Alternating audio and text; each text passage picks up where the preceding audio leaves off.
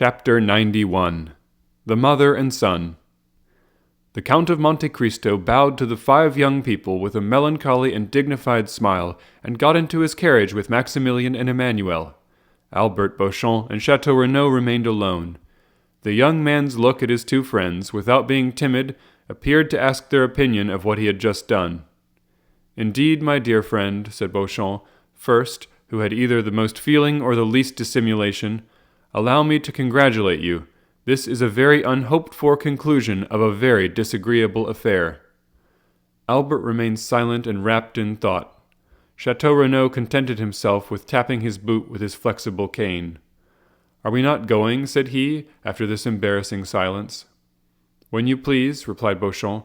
"Allow me only time to compliment M. Morcerf, who has given proof today of such chivalric generosity, so rare." "Oh yes," said Chateau Renaud. "It is magnificent," continued Beauchamp, "to be able to exercise so much self-control." "Assuredly. As for me, I should have been incapable of it," said Chateau Renaud, with most significant coolness.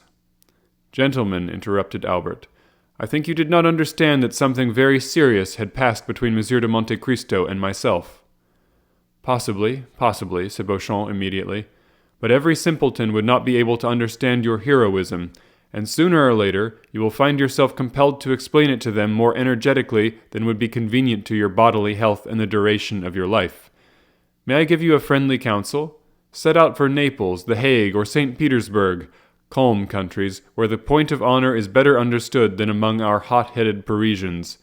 Seek quietude and oblivion, so that you may return peaceably to France after a few years. Am I not right, Monsieur de Chateau Renaud?" "That is quite my opinion," said the gentleman.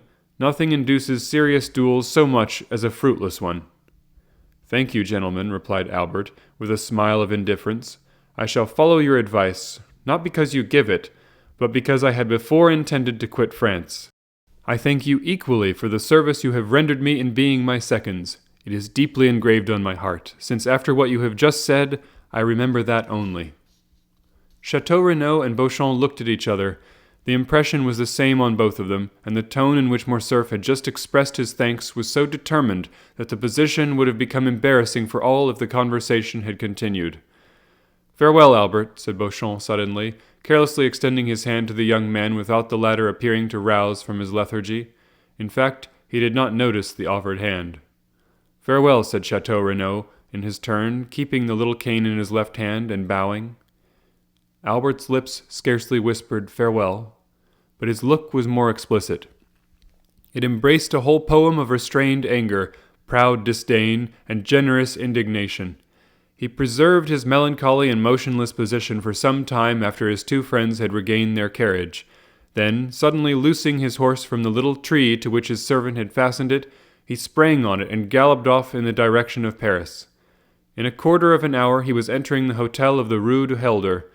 As he alighted, he thought he saw behind the curtain of the Count's bedroom his father's pale face. Albert turned away his head with a sigh and went to his own apartments. He cast one lingering look on all the luxuries which had rendered life so easy and so happy since his infancy. He looked at the pictures, whose faces seemed to smile, and the landscapes which appeared painted in brighter colors. Then he took away his mother's portrait, with its oaken frame, leaving the gilt frame, from which he took it, black and empty. Then he arranged all his beautiful Turkish arms, his fine English guns, his Japanese china, his cups mounted in silver, his artistic bronzes signed Fouché or Bailly, examined the cupboards and placed the key in each, threw into a drawer of his secretary, which he left open, all the pocket money he had about him, and with it the 1,000 fancy jewels from his vases and his jewel boxes, made an exact inventory of all, and placed it in the most conspicuous part of the table, after putting aside the books and papers which encumbered it. At the commencement of this work, his servant, notwithstanding his order not to be interrupted, came to his room. "What do you want?" asked he, with a more sorrowful than angry tone. "Pardon me, sir," replied the valet. "You had forbidden me to disturb you, but the Count of Morcerf had called me." "Well?" said Albert. "I did not like to go to him without first seeing you." "Why?" "Because the Count is doubtless aware that I accompanied you to the meeting this morning." "It is probable," said Albert. "And since he has sent for me, it is doubtless to question me on what happened there." What must I answer? The truth. Then I shall say the duel did not take place? You will say I apologize to the Count of Monte Cristo. Go." The valet bowed and retired, and Albert returned to his inventory. As he was finishing this work, the sound of horses prancing in the yard and the wheels of a carriage shaking his window attracted his attention. He approached the window and saw his father get into it, and it drove away.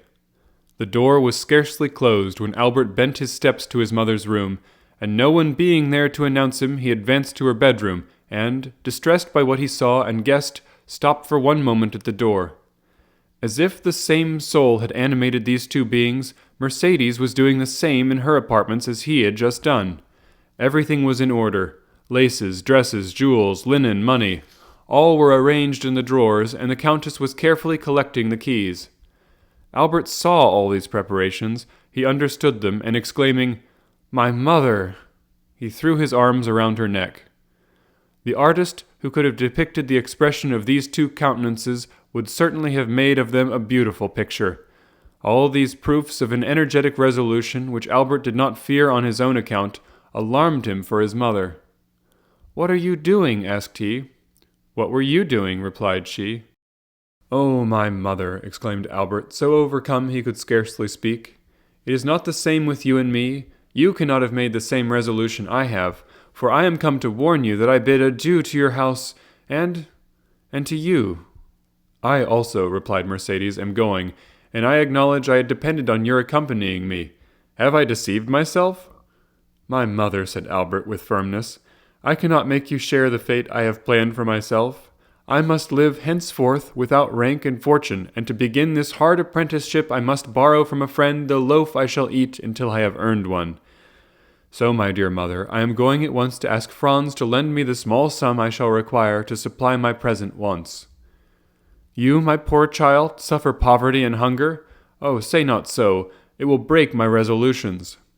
"But not mine, mother," replied Albert. "I am young and strong. I believe I am courageous, and since yesterday I have learned the power of will.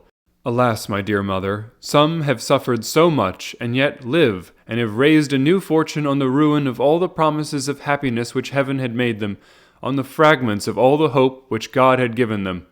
I have seen that, my mother. I know that from the gulf in which their enemies have plunged them, they have risen with so much vigor and glory that in their turn they have ruled their former conquerors, and have punished them. No, my mother, from this moment I have done with the past, and accept nothing from it, not even a name, because you can understand your son cannot bear the name of a man who ought to blush before another." "Albert, my child," said Mercedes, "if I had a stronger heart, that is the counsel I would have given you. Your conscience has spoken when my voice became too weak. Listen to its dictates. You had friends, Albert. Break off their acquaintances, but do not despair. You have life before you, my dear Albert, for you are yet scarcely 22 years old, and as a pure heart like yours wants a spotless name, take my father's. It was Herrera. I am sure, my Albert, whatever may be your career, you will soon render that name illustrious. Then, my friend, return to the world still more brilliant from the reflection of your former sorrows, and if I am wrong, still let me cherish these hopes, for I have no future to look forward to. For me the grave opens when I pass the threshold of this house." "I will fulfill all your wishes, my dear mother," said the young man.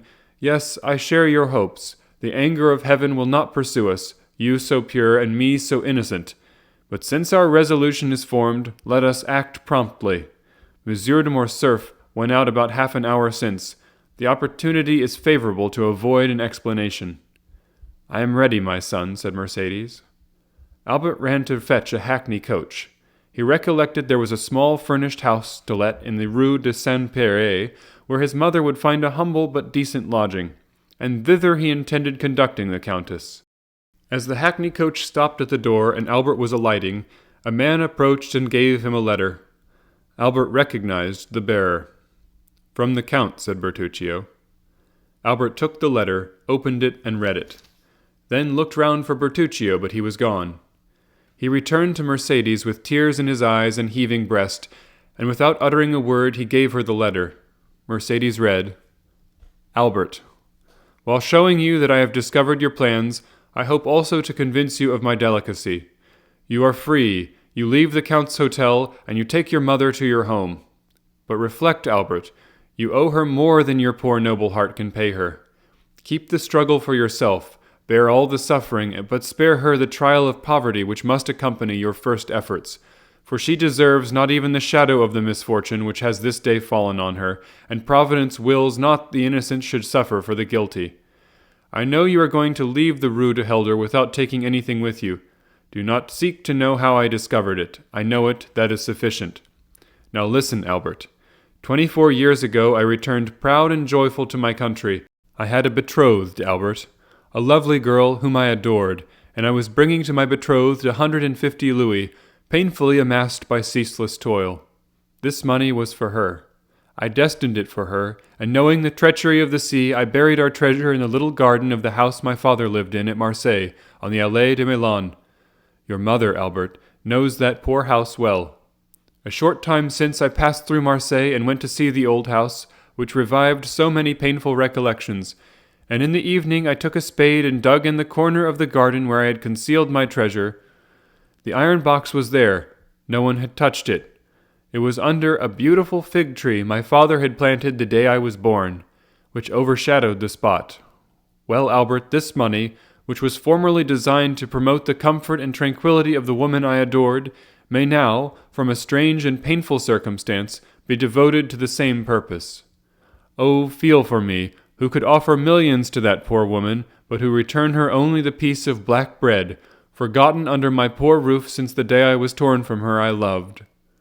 You are a generous man, Albert, but perhaps you may be blinded by pride or resentment.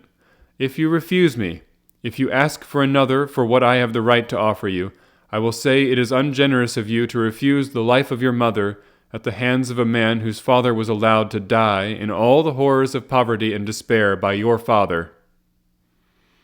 Albert stood pale and motionless to hear what his mother would decide after she had finished reading this letter. Mercedes turned her eyes with an ineffable look towards heaven. I accept it, said she. He has a right to pay the dowry, which I shall take with me to some convent. Putting the letter in her bosom, she took her son's arm, and with a firmer step than she even herself expected, she went downstairs.